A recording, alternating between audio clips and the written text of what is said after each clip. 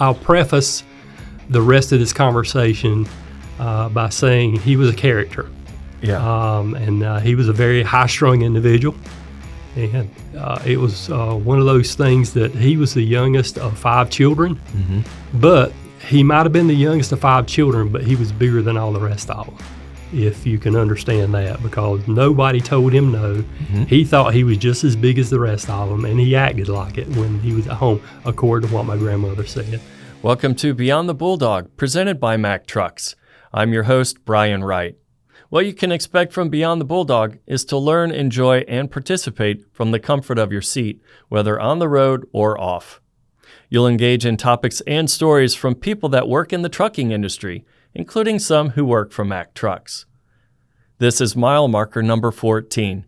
Our special guest is Pat Godwin Jr., Corporate President for the Godwin Group, America's premier truck equipment manufacturer. Pat Jr. is the second generation running the business, which originally started as Godwin Manufacturing, a dump body manufacturer. This is the first of a 2-part series. From our very first conversation, Pat Godwin Jr. shared his ambition to tell the story about his dad, Pat Sr., and the unique dynamics of growing up in a family business. Pat arrived early and fully prepared, with a list of stories to honor his father and the history of Godwin Manufacturing. In this, the first of 2 episodes, you'll hear about the ultimate April Fool's joke, the kindness of a grocery store owner, and the work of a 10-year-old employee. You're listening to Beyond the Bulldog, presented by Mack Trucks. We are here with Pat Godwin Jr. He is the corporate president for the Godwin Group. Thank you so much for joining us today. Thank you. I've looked forward to this since you initially contacted me, and I will say that we've got a lot of stories to tell. Some of them that they've heard in public are fallacy, but there's a lot of truth to some of them as well, and we're here today to straighten all those out. So your dad started the company, Godwin Manufacturing, some years ago, and you have the opportunity to highlight stories and history. Yes. Actually, in 2026 will be our 60th anniversary. And the company started April Fool's Day of '66, and there's a story behind that as well. Perfect. Let's start. Introduce for everybody watching and listening, who are you? What do you do? Yeah, I'm second generation. As you stated, Pat Godwin Jr., my dad, Pat Sr., started the company back in '66. And we're a dump body manufacturer, and didn't start out that way. Started out as actually a little welding repair shop in the backyard at home.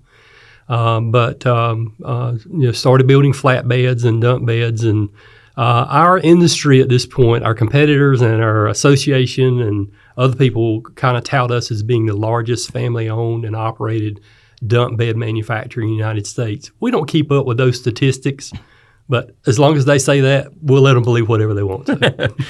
Awesome. So let's go to April Fool's. What happened on April Fool's? Is it 66? Yeah. Yep. April Fool's Day of '66. I looked this up yesterday because I didn't know what day of the week it was. My dad worked at Pepsi Cola at the time, and he was a route salesman, delivered Pepsi Colas. And he came home on Friday, April 1st of 1966, and told my mom that he's not going back to work Monday morning. And she said, April Fool's. He says, well, you can call it April Fool's if you want to, but I'm not going back. And so that's literally how it started. Wow. And it was Friday, April 1st, 1966. And to shed some light on this, what was the family picture then? I mean, were you around at that point? Did you have $1 million in the bank? I mean, what was it like when he came home and made that announcement? Well, I tell you what, let's go back a little ways, and I'll tell you as much as I can remember, because I was around at the time, about 5 years old. Mm-hmm. But the story goes is that he got a job with Pepsi Cola when him and Mom got married, and he was a route salesman. And where he worked at, they had 19 routes, as he said. And his was number 17. So his was third from the bottom as far as sales in the route. And so within the first year, he brought that from number 17 to number 1 and kept it number 1 for the several years that he worked at Pepsi Cola as a route salesman. In fact, the very first year, he said that they had some sort of a promotion going with the route guys, and the promotion was that whoever had the greatest improvement in their route would win a stereo console TV. Now that was a big thing back in the mid '60s. Mm-hmm. That was a rarity. That was almost like having a new car given to you.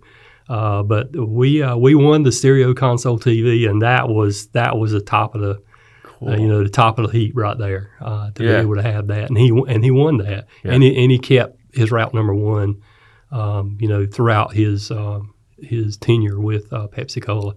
But he had gone about as far as he thought he could go. Him and the owner's son of the Pepsi Cola facility apparently butted heads. He never got in any details, but they didn't agree on something. Mm-hmm. And my dad felt like, okay, this is as far as I'm going to be able to go. I've already reached the top. I've been here for several years, and I've been on the top as far as route salesman. It's time for me to do something else. So I guess he'd put in his notice, and that Friday he finally decided to come home and tell Mom about it. Yeah. When that was his last day at work, and she was highly upset because he was making good money, because he was number one route guy, winning all these things in the competition and stuff like that. And she was very upset for a while. Mm-hmm. She was upset that he had quit a perfectly good job to go in business for himself, and they just didn't have enough money to be able to do that. Yeah, with two young kids. Exactly. I was 5 and my sister was 4. My baby sister wasn't thought of at that time, but I was 5 and Pam was 4. What was the plan?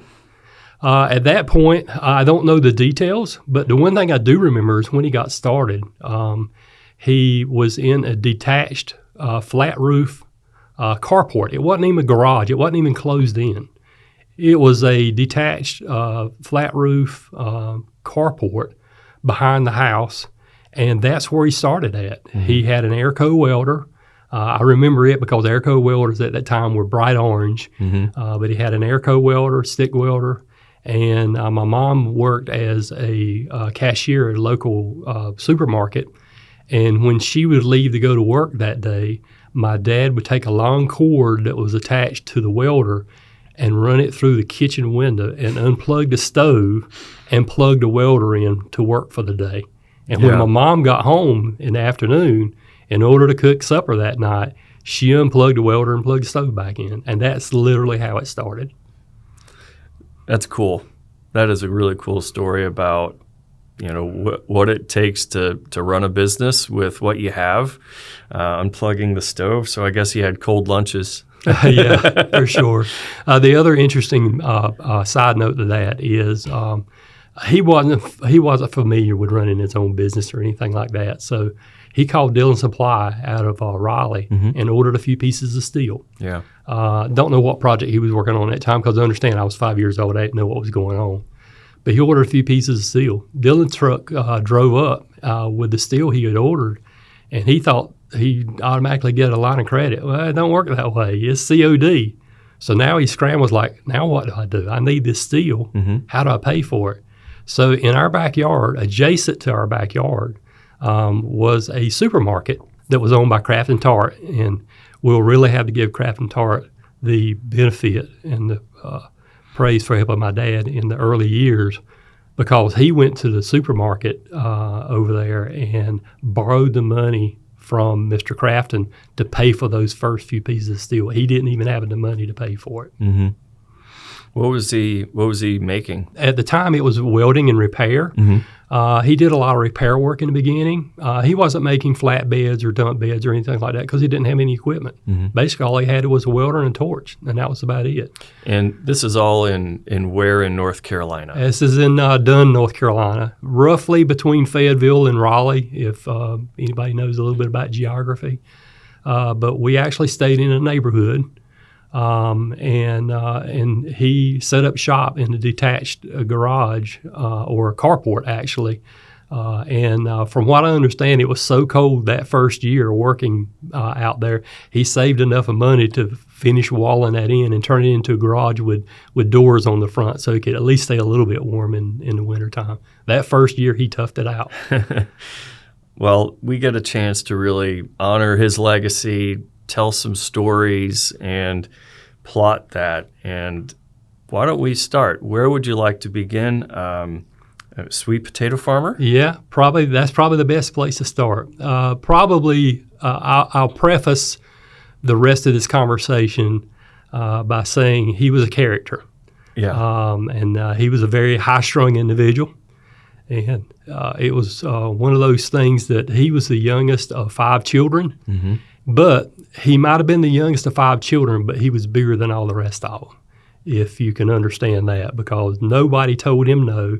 He thought he was just as big as the rest of them, and he acted like it when he was at home, according to what my grandmother said.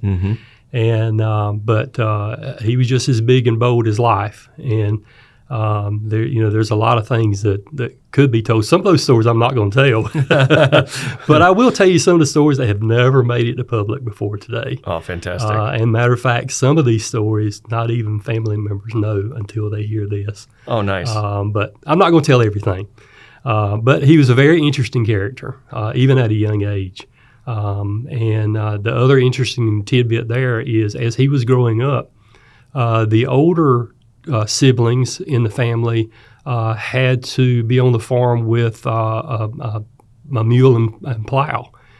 He was being the youngest one, he was the first one to have an opportunity to drive a tractor.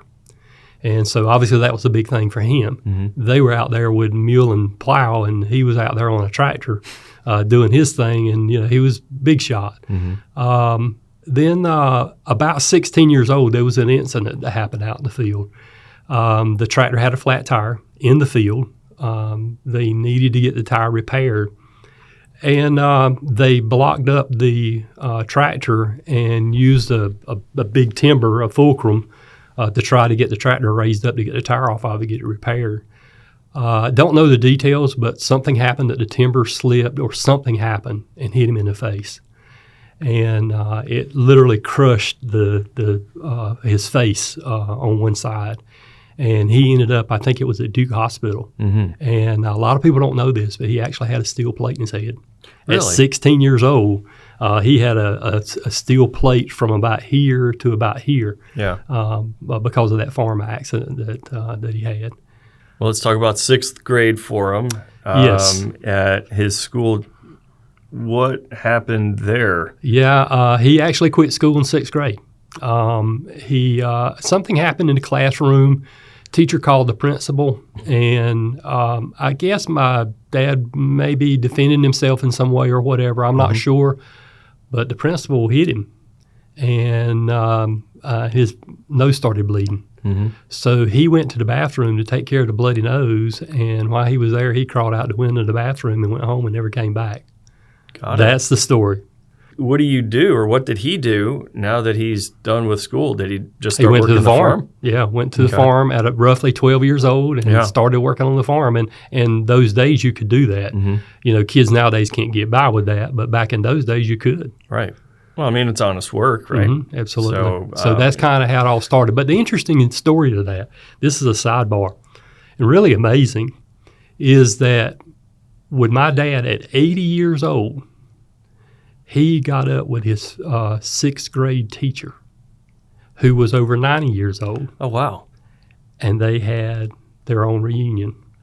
Nice. And it was her first year of teaching, and my dad was in her class, and she taught math. And she said that he was a whiz at math.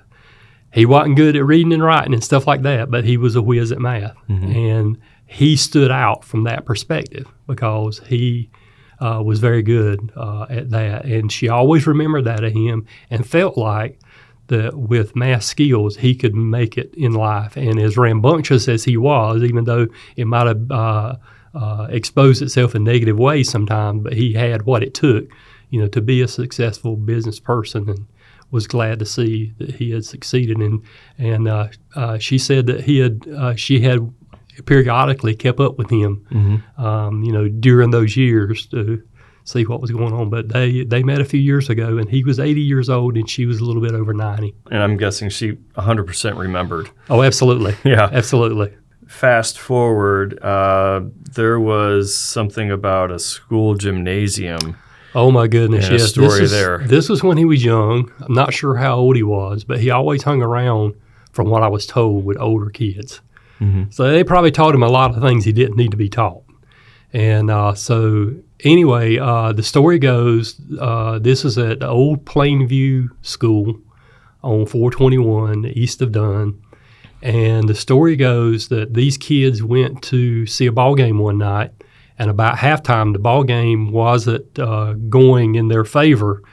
And one of the kids in the group supposedly brought a stick of dynamite. Now, back in those days, you could buy dynamite at a hardware store just like you can buy nuts and bolts. You can't get stuff like that nowadays. Back then, you could because of the farms. So somebody had brought a stick of dynamite, and they lit the stick of dynamite and threw it behind them, behind the bleachers, and supposedly it hit the gym and fell to the ground. And when it went off, it blew the corner of the gym off. Now, I don't think my dad was directly or actively involved with that, but he was with the group that it happened with, and he never named who they were. And obviously, the statute of limitations has probably run out because none of those are living anymore. And good thing there weren't any cell phones back absolutely. then, right? Absolutely. There'd be a lot more documentation. So after that, our notes go to Pepsi. And you've highlighted some of that. Well, the other interesting part about that is when he started work at Pepsi, we talked about he took his route to number one for a number of years. But the interesting part there is how he did this in some ways. He didn't tell all of his little trade secrets. But in some ways, one of the things he did is he went into work about 4 or 4:30 every morning. And he was at the very first country store. The interesting part is the route that they gave him, number 17, that was the route where he grew up at.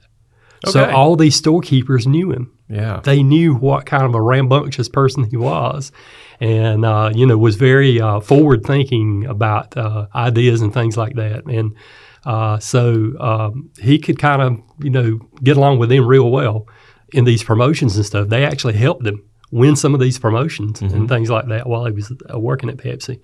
But anyway, he would go in about 4 o'clock in the morning, and he would be at the first store at 5 a.m. when the store opened. And he said that's how he started making it. He got out there earlier than some of the other route salesmen. He was at the first store, sitting there waiting for the owner to get there and open it. One of the little tricks he told me about is when he went to go load the Pepsi machines is he would always check on the thermostats and see how cold the Pepsis were in there.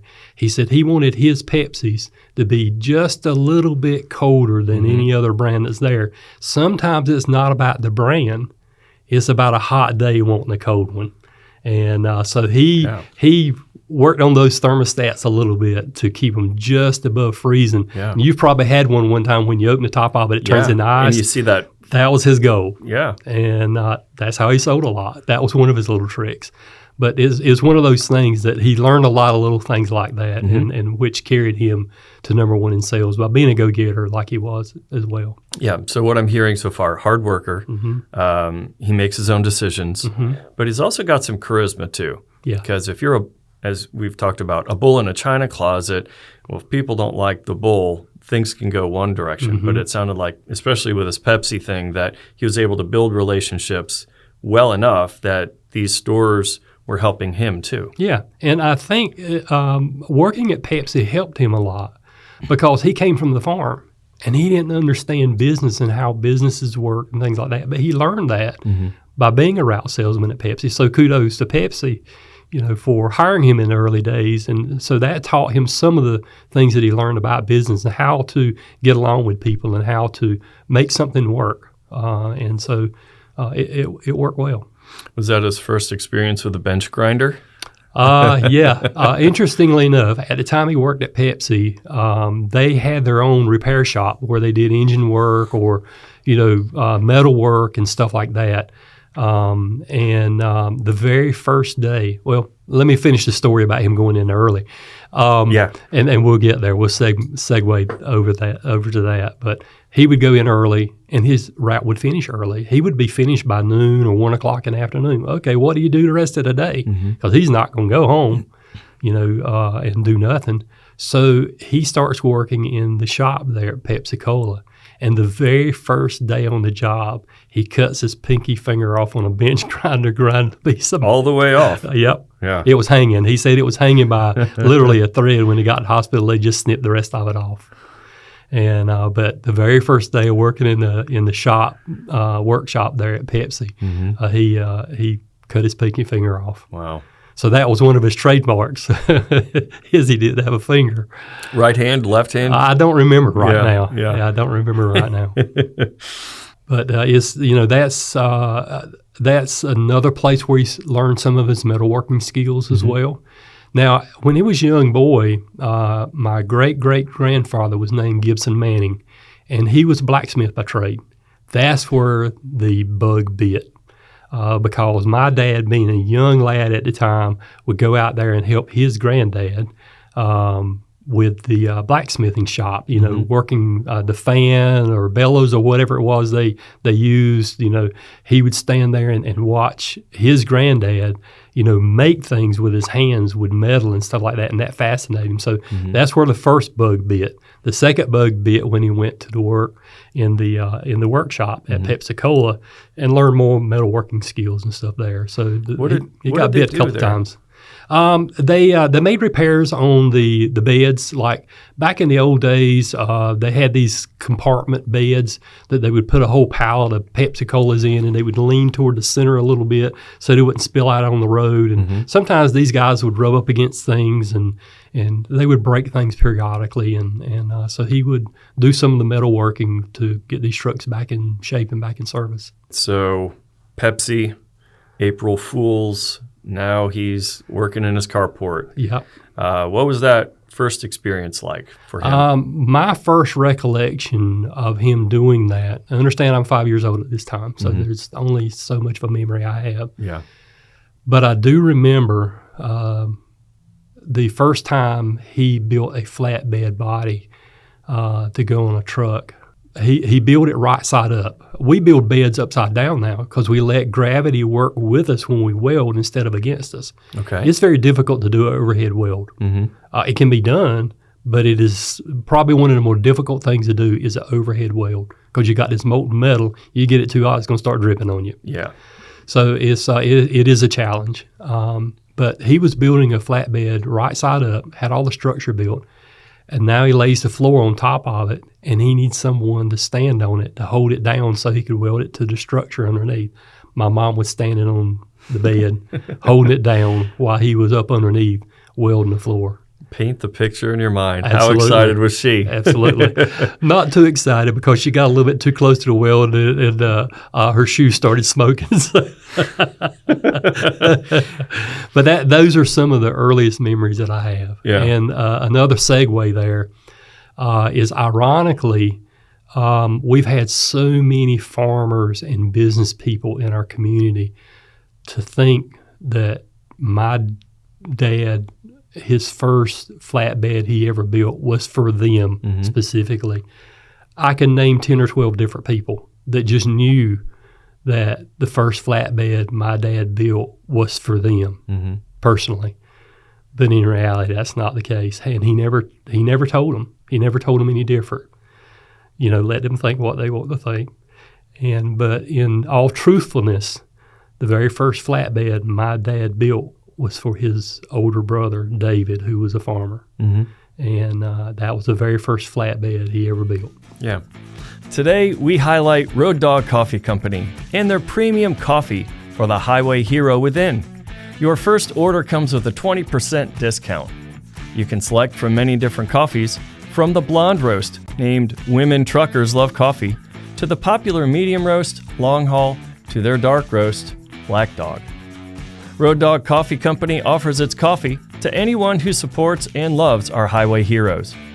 Road Dog Coffee is focused on its mission of supporting the men and women of transportation who work hard, day in and day out, because they love what they do and we love them. Your initial order receives a 20% discount. After that, use the code MACK15, no spaces, to receive a 15% discount on your additional purchases. That's MACK15. Visit RoadDogCoffee.com today and get on the road. Well, we are here with Pat Godwin Jr. with the Godwin Group, and we're telling stories about how the business started with your dad, Pat Sr. So with him quitting school so early, good with math, but not necessarily reading, right? Yeah, and the interesting memory that I have there, and this was when he was working in the backyard as well. He was not a good reader. Quite honestly, I think he was dyslexic. I feel like I am to a certain extent, never been diagnosed with it, but I feel like he was as well. But one thing that I do remember is in the afternoon when he finished welding and came in for the night, he would sit there in his recliner and he would pick up the local newspaper. And as he was trying to read the newspaper, he would come to a word that he couldn't pronounce and he didn't know what it was. So while Mom was in the next room, we had a bar, and they were that's where we ate supper at, and it was open between the kitchen and the den.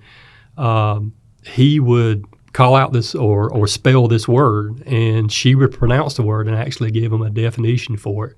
So he is self-taught reader by doing it just that way.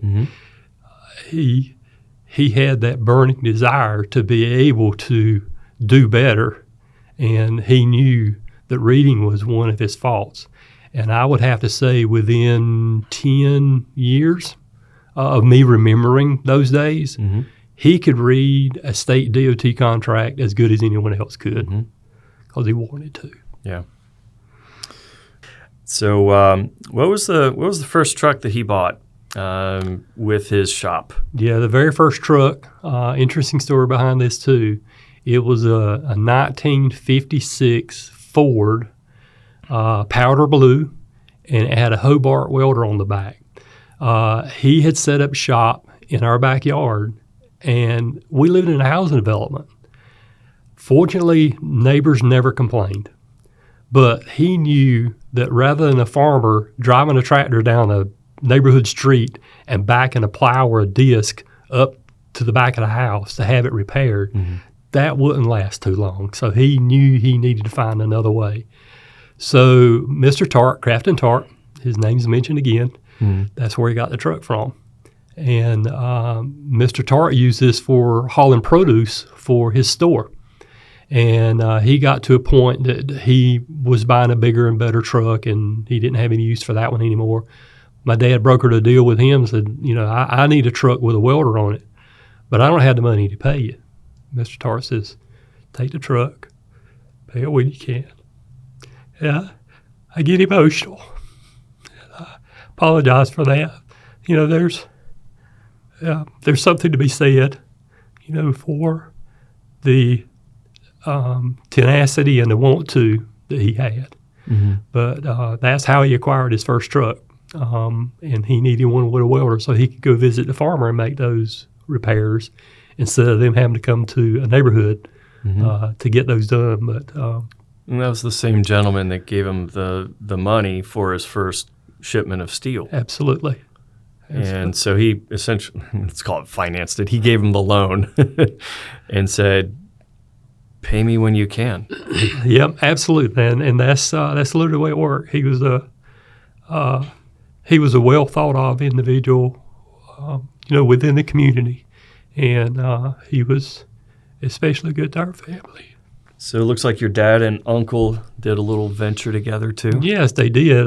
Once he went into business and kind of started establishing himself and started building flatbeds, he built a fairly good-sized flatbed. Him and my Uncle David bought, I'm going to call it a 68 to 72 because I don't know the exact year model, but most people that know trucks know what I'm talking about. But it was a late 60s model Chevrolet C60 truck. It was a single axle at the time, and my dad put a tag axle on the back and essentially turned it into a 10-wheeler. And he put a flatbed on it, grain sides, and in the summers, I would actually ride with my Uncle Ray or whoever was driving at the time, and we'd go all over eastern North Carolina, picking up corn and soybeans and wheat and stuff like that and carrying it to the mills or the grain facilities to be stored. They ventured into that, and that lasted a few years, and then it's time to move on to something else. Sometimes he can get bored easy too, and he moved on to something else. So approximately this time, was he still kind of a single worker? Did he have help at this point? How is this progression? Yeah, I didn't have that on my notes, but I'm glad you brought it up. There was actually a neighborhood kid. His name was Ricky Black, and he was really only a few years older than I was, and he would help my dad. Ricky wanted to make a little extra money, and my dad had some little odd jobs for him to do and stuff, and Ricky would do those. And quite honestly, back in the time when my dad and my mom wanted to have a night out or something like that, Ricky would actually babysit us. And the ironic part, he was only just a few years than the two of us. Nice. So there was no mischief going on there. No, not at all. Well, it looks like he had opportunities for accidents. I mean, clearly at Pepsi, he cut his finger off. Yeah. But he was also accident prone after that too, right? Yeah, he was an accident prone individual because he was full speed ahead. That's the best way to describe it. Right. It's full speed ahead with him, and that's all he knew. There was an incident after he moved away from the neighborhood with his little workshop and moved to a rented building in town. There was a situation where he was working on a truck. This was a big truck. And he was in between the frame rails and did not have that dump bed properly braced. And I don't know what he was working on at the time. I wasn't there when this happened. But he actually accidentally hit the lever that caused the bed to start lowering. And he had goggles on where he was torching with a torch, and he, was kind of like, had blinders on and couldn't see what was going on. Had no idea what was going on. One of the workers there was working close by and saw what was going on, and he went to my dad and, was telling him to get away, get out, or, get to safety. And he just kind of brushed him away. He was still torching, and he just kind of brushed him away. Well, by the time this bed hit him in the back of the head, he knew he was in trouble. So he cut the torch off, threw it away from him, and laid down in between the frame rails and the bed. And that could have been the end of it. But wow. He was pinned so tight he couldn't even turn his head. But the local service station had a wrecker, and they literally had to get a wrecker and lift that thing off of him. So he learned valuable lessons as he went along in life as well. Wow. He survived the situation, but I would like to think that he was a little bit claustrophobic there too. Yeah. Because he called the guys to kneel down beside the bed while he was pinned in there, and they said, "Look, we need to talk about something." He says, "I'm losing it up under here." He says, "We need to talk about something." Guy says, "Well, what are we going to talk about?" "I don't know. Let's talk about something." So, it was a wake up call for him. Yeah, those things happen, and the other part of that too is. In later years, when we had a building project going on and they needed an equipment operator or something, they would never go to my dad. He was one of those kind of people. It was all the way or no way. He didn't have a lot of finesse with him when it came to operating machinery and stuff. It was wide open or no way. And actually, that was a trait that I developed is the finesse. And I'd have to say that I got that from my mom. She had a little bit more finesse than he had. How is he with employees? As the business grew, you said Ricky, yeah, and some others as well. What was that like? How was he as a boss? If you will? He was good. It's kind of hard for me to say because I was a family member. But I can tell you one thing: he treated me probably worse than anyone else because I was a son. He expected more. Yeah. So I'd had to say that the longevity was well. I never really paid any attention to that because we were just in our work environment. It's just the way it was. And but one thing I will say is that he didn't want you goofing off. If he was paying you, he wanted you to be working and doing your job. And back in the mid-'70s, and you could probably get by with that then and no way you could get by with it now, is he had a habit of having firecrackers in his pocket. And if he caught somebody goofing off, he would figure out a way of sneaking up behind them and throw a firecracker down at them. And so there was not a lot of goofing off in that shop. So that's that's one of the funny side stories most people don't know about. But yes, you could get by with it then. You can't get by with it now. But it was all fun-hearted because all the other employees in the shop would see my dad sneaking up behind this guy that was goofing off. And they knew. Okay, here it's coming, here it's coming. So, no one was immune to that. But, everybody got a laugh out of it. Nobody got hurt. So that's the main thing. So what was the main business at that time? As business started doing well, he's growing. Yeah. What was the main business? I would have to say in the beginning when we were on Joy Street behind the house, it started out as just little piddly repairs and stuff, just anything to make a buck to try to get the business established, and then it grew into farmers bringing some equipment in periodically to get some things done, and then morphed into he knew he needed a service truck so he could go see the farmer instead of the farmer coming and see him. Then it morphed into my Uncle David needing a flatbed. So, okay, well, let's give this a try. Let's see how this works. So he built a flatbed for my uncle, and that worked out. Okay, I think I can do this. I think I like this. And he started building more flatbeds. And then we moved to the facility behind the police department in Dunn to a rented building for probably 4 or 5 years. And we started building a lot more flatbeds, and then started building a few contractor beds. And what I mean by contractor beds, a bed specifically designed to haul dirt, that has permanent metal sides and a tailgate that you can unlatch and things like that, that's specifically for hauling dirt. At one point, we also manufactured farm trailers, like hauling equipment, like a farmer needed to haul a tractor to the local dealership to get it repaired or something like that. We actually manufactured trailers.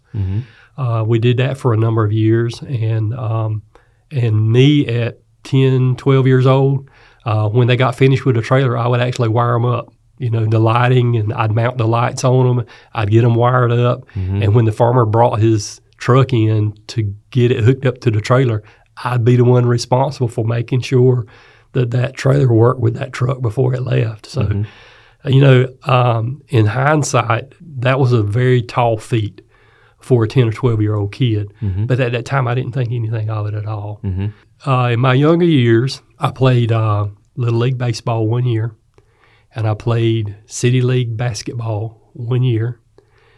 And when the season was over with basketball, Dad looked at me, he said, son, if you got enough energy to do that, you got enough energy to work. You're going to work with me tomorrow. And that's exactly what I did. That's how it started. I got the grungiest clothes I could and stuff because I came home just dirty. Mom got tired of washing my dirty clothes because Dad had uniforms at the time. So I said, well, I want uniforms too. And I was so small at the time, they didn't make a uniform small enough for me. So they ordered the smallest uniform that they could get from the uniform company, and they would take it to someone and have it cut down to fit me. So you're a 10-year-old kid is wearing uniforms like everyone else in the shop and working like everyone else in the shop. And people were fascinated, just pointing fingers when they walked in and stuff like that. But that's the way of life. That's the way it was. Yeah. And some of the years I didn't enjoy it as much. But once I started learning some things like, okay, this is okay. I'm all right with this. And that's one of the reasons why after I graduated high school, I made a conscious decision not to go to college. If I had a choice to do it over again, would I? Yeah, I would have went to college without question. But at that time, I had gained enough of common sense knowledge from the shop that I didn't feel like I needed any college. If my dad can do it and he's got a 6th grade education, I can do it too. Right. And so I got that from my dad too. It's an interesting thing when you're maybe 21 years old and there's a guy that's working with you that is probably 60 plus, and he comes to you and says, hey, Pat Jr., I need you to help me with this. What do I need to do here? When a 60-year-old guy comes to a 21-year-old guy and asks him, how do I need to do this? And I've got the answer for him, you know you have arrived. Yeah.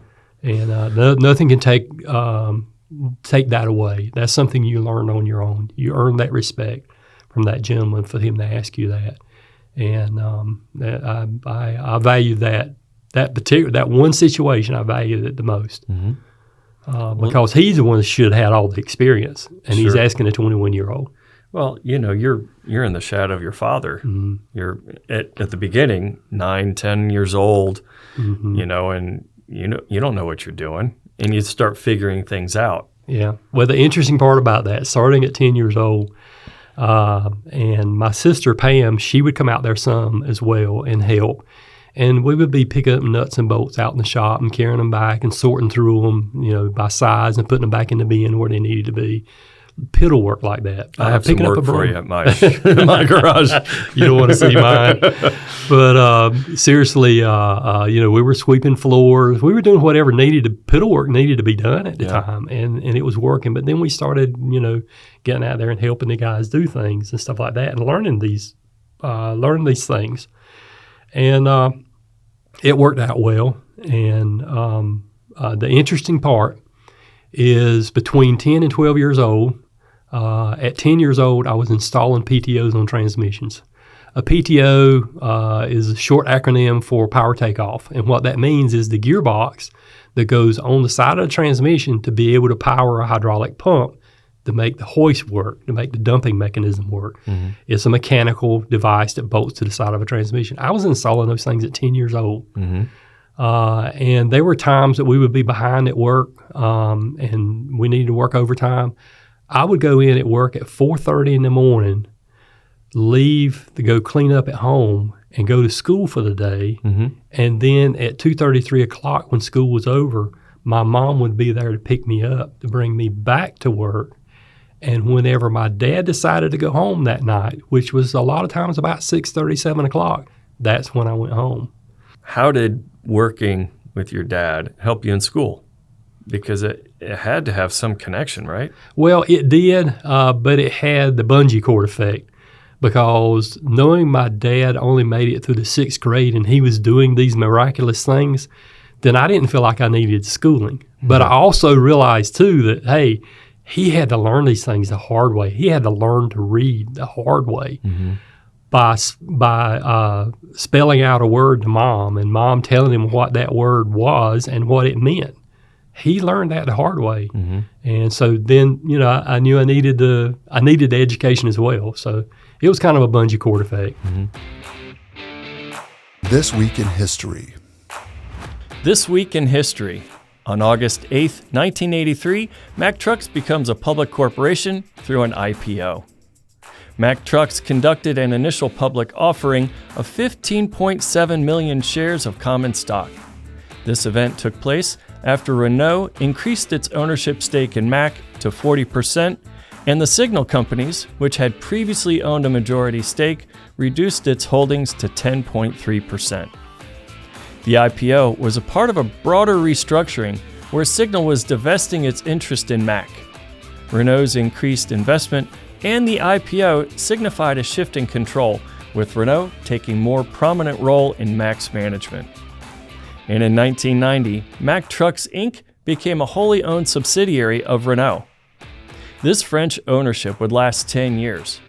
Under this ownership, Mack Trucks sold its 1 millionth truck and introduced the CL series of long-nosed, over-the-road, and construction trucks, the LE series of low-entry, cab-over refuse trucks, and the Vision, the flagship of Mack Trucks' highway fleet. Towards the end of the 90s, Mack ended the decade with record net sales of $3.18 billion. The company recorded its 6th straight year of profitability and 7th consecutive year of U.S. market share growth, the only U.S. Class 8 truck manufacturer to do so. In 2000, Volvo Trucks purchased Renault vehicles and Mack Trucks. This has been This Week in History. We are here with Pat Godwin Jr. with the Godwin Group, and we're sharing stories about his dad, how the business started.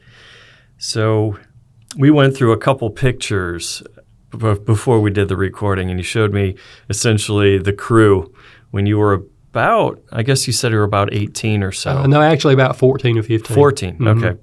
And that was back when I had hair. Well, one of the guys there would ride his bike into the shop, and it turned into something that you used as well. Yeah, absolutely. We had a gentleman that worked with us that did not drive, and he rode a bicycle to work. He only stayed like a half a mile from the plant at the time. He rode a bicycle to work, and he had a basket on the front, and that's what he used for his transportation. So he would drive it to work, and it was readily available to me at 10 years old. If we needed some nuts or bolts or some parts or whatever, I would drive it a few blocks down to ride it a few blocks down to the machine supply to be able to get these parts and things. And the name of that company was Machining Welding Supply, which is now ARC3, which sells welding supplies. So that was a family-owned operation too, or is, and has grown through the years as well.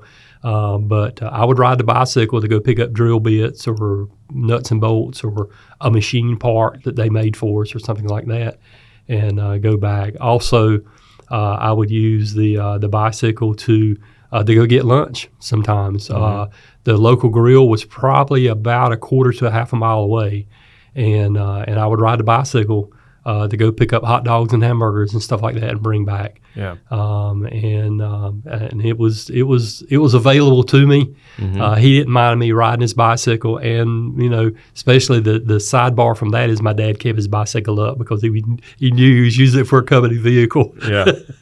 So he kept it up for him. What was your relationship like with the guys that worked in the shop? It was good. They picked on me a lot, because I was the smallest one there. Yeah. I was a kid. I was the owner's son.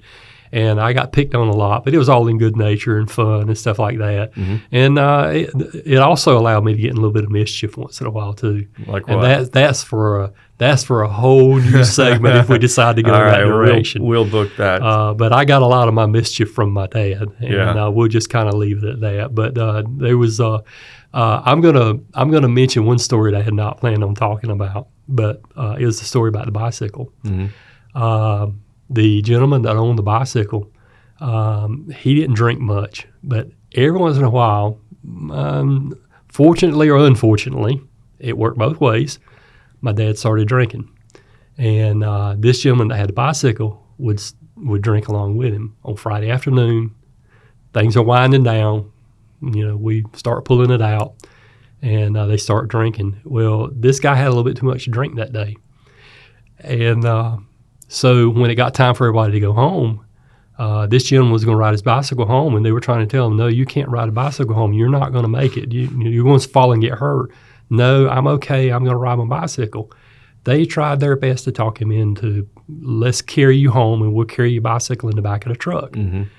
Nope, not going to have it. So the shop at this time is on a little hill, and across the street is a big canal ditch. You know where I'm going with this. Yeah. He starts out of the shop, which is perfectly level ground, and as he starts down this hill, he gets down to the bottom of the street. He doesn't turn the handlebars not one bit. Off into the big canal ditch he goes. And this was a ditch that was deep enough you could hide a car in it. I mean, it was big. And he drove his bicycle just as pretty as you could ask for off into the ditch. So here the other guys that are getting ready to go home, that have offered him a ride home are laughing and carrying on that he's in the ditch. But they wanted to make sure he was okay. So they all take off toward the ditch to help him out. And all these guys are about tanked up. So you can imagine what kind of Laurel and Hardy story that turned into with a ditch this big and trying to get him and the bicycle out of the ditch. And here I am standing there laughing my butt off the whole time. He made it home, though, eventually. Yep, he made it home. Yeah. It says here you were in charge of the parts room at 12 years old. Yes, I was. By picking up nuts and bolts and things like that, I could literally walk across the shop and grab one up, and I could tell you what size it was, how long it was, and what the thread count was. I mean, it's just, it's 5 thread or coarse thread, and I knew what the thread count was. I learned these things, because I had a desire to. And so, yes, at 12 years old, I was parts manager. I was ordering hydraulic pumps. I was ordering PTOs. I was ordering nuts and bolts. I was ordering welding supplies, whatever the shop needed from an outside source other than raw steel, raw materials. such as steel, I was in charge of that and just kind of doing it. And later in life, when I was actually doing it, I didn't think anything of it. I was as big as the rest of them. I was like my dad when he was young. I was big as the biggest one there. And but I didn't think anything of it. But the interesting sidebar there is that in hindsight, me being older now, and at 12 years old, ordering PTOs and hydraulic pumps and stuff like that, that was an undertaking. That was it was not complicated, but that was an expensive part if I messed up. And then these guys that are well up into adulthood coming and looking for a 12-year-old kid to get a parts order to sell them something. I never thought about it that way until I became an adult. That here they are, 40, 50, 60 years old, coming looking for a 12-year-old kid to get a parts order, so they can make a buck off of it. And they never took advantage of me because they knew I was the owner's son and they knew they couldn't get by with it. Right. There were firecrackers nearby. Yeah, absolutely. Yeah. But seriously, I never thought about those things until adulthood. Because I was in it with everyone else. I thought I was as big as everyone else, just like my dad used to. The other interesting part there is I was running an engine lathe doing drive shaft work on trucks. We did a lot of extending truck frames, needed to make new drive shafts for them and things like that. That was my job at 12 years old, as well as parts manager. So here I am standing at a lathe that could chew me up and spit me out. And the control for it literally is head high for me, because that's how small I am. And me building drive shafts that weigh anywhere from 60 to 80 pounds on a like a road tractor that's been stretched out to put a bed on. And it's all I can do once I finish assembling this drive shaft and getting everything lined up in the lathe. It's all I could do to pick this thing up and get it out of the machine because I'm just not big enough to do it, but I was doing it. At 12 years old. How was the inventory? Did you like it nice and neat? Did you just kind of know it's there maybe? Did you write it down and document it? How did that all work? I never really wrote anything down at that time because I could keep it all in my head. The only thing I would write down periodically were some of the part numbers. But as far as the inventory control, I never had to worry too much about that. You got to understand we only had 10 employees at the time. So it was not too difficult to kind of pick up after them and try to get this stuff sorted out and keep them supplied. It was not too bad at the time, even for a 12-year-old kid. But I never had an organized way of doing it. I just knew in my head what we had at the time. Did your mom ever find out you were running a lathe at 12 years old? No. And my dad had a very bad habit when he wanted to teach me something new. We'd walk up to the machine.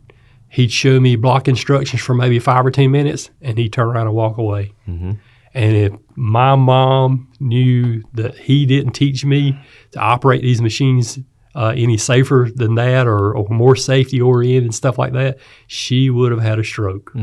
But, I knew these machines could be dangerous.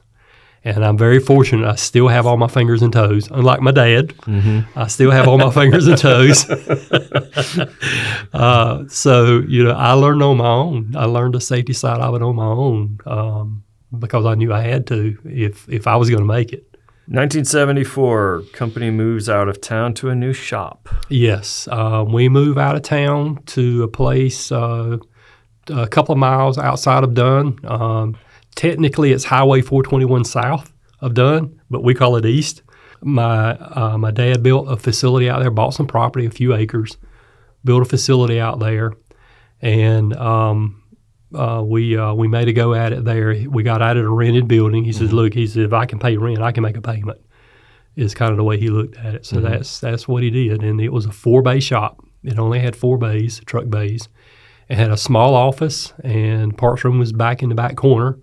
That was not very big, and so we made a go of it out there. By this time, we were making flatbeds and also making contractor beds, but not high volume contractor beds. But that soon changed. We started doing business with North Carolina DOT. Back then, even now, you see the yellow and black North Carolina DOT dump trucks up and down the road. Mm-hmm. Those stripes that are on the back of those beds, they're painted by hand. Are they? Yes, because at the time, they had what they call a road oil crew, which did a lot of paving. Asphalt is hot.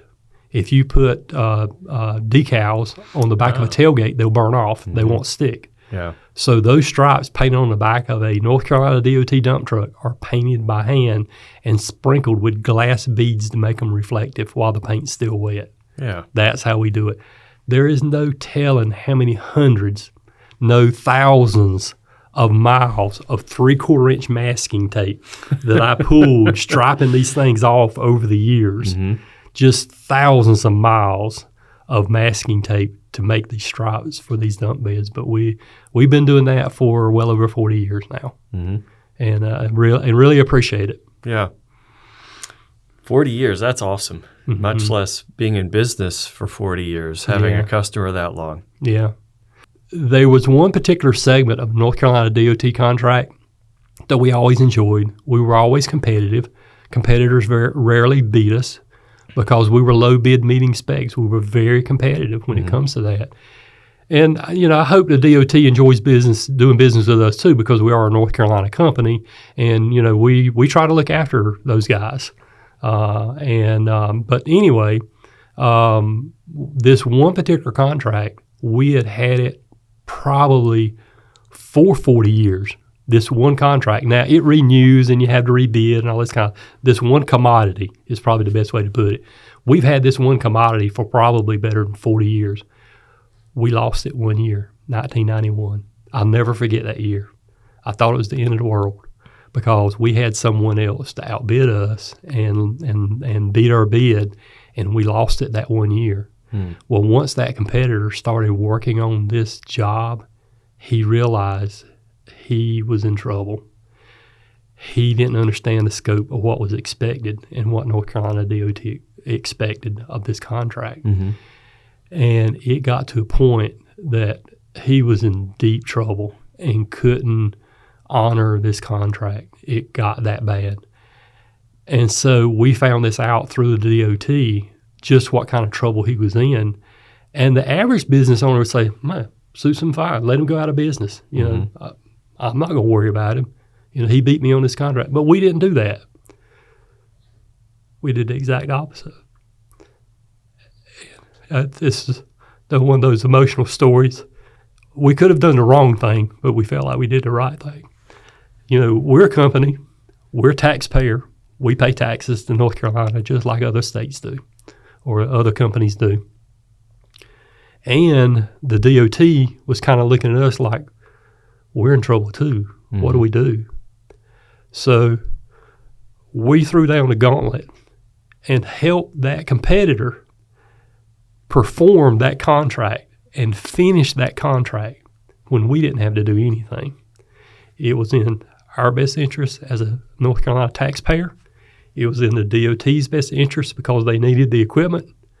And even though we were helping a competitor and he beat us on a contract, we helped him get through that contract and have never regretted it. It goes to doing the right thing. Well, and honestly, from that point on, that competitor realized the mistake that he had made. Mm-hmm. He's never been back. Actually, that business has been sold and it's gone out of business since then. But that guy never came back because in the beginning, he just didn't know what he was getting himself into. So word is huge in your business. Word of mouth, absolutely. Repeat business, DOT contract. Absolutely. Of course, price is always a consideration, but in this particular case, it went to someone who low bid, but they didn't have the faculties to honor it. Yep. And we could have turned a blind eye to it, but we decided not to. It was not in everyone's best interest. Yeah. And I'm sure that helped you get contracts going forward too. Yeah, and even since then, we've had competitors to come in periodically and bid against us, and it's meeting specs and being low bid is what it's about. And we are a very competitive company when it comes to doing that. And we've been very successful at that. And when the competitors bid against us maybe a couple of times, and to realize how competitive we are and how we get the job done, and so on, they just pull up and go somewhere else. Mm-hmm.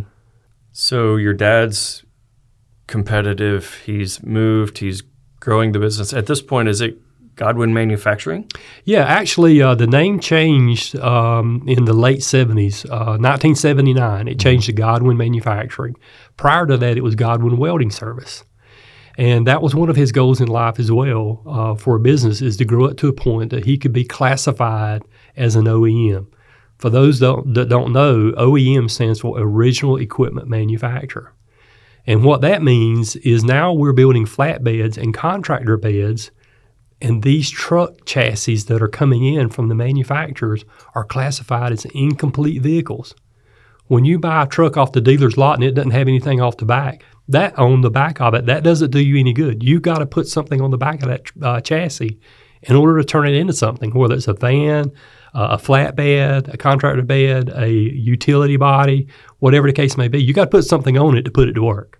Mm-hmm. And so the government classifies that as an incomplete vehicle.